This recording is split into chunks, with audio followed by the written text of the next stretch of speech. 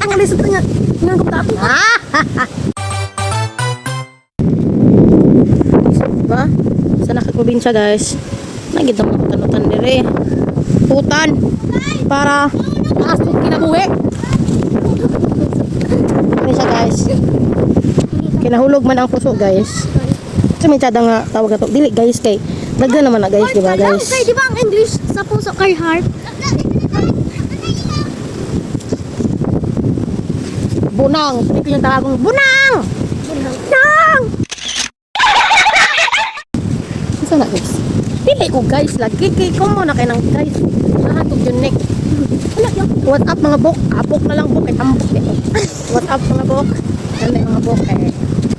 Siyempre wala na bok. Ito kaya na mo. Tama na.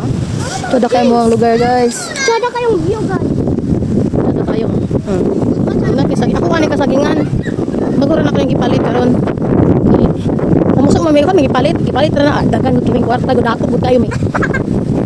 Kami guys. Sada ka wala kay suda. Ni guys. Allah sa iyo pa guys. Wala ka lisod niya. Nga ko tato me. Paano naman ra?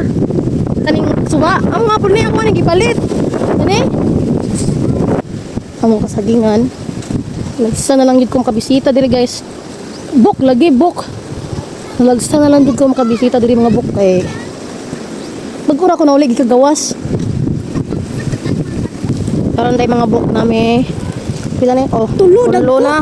Dagko. Dayon napat jud mi murag upat to bisa or upat. Oh, tulo or upat nga. Oh, ay upat to pero ang duha gagbay kayo. Naan ba mong lods. Sibok to na siya, sibok to ako sibok.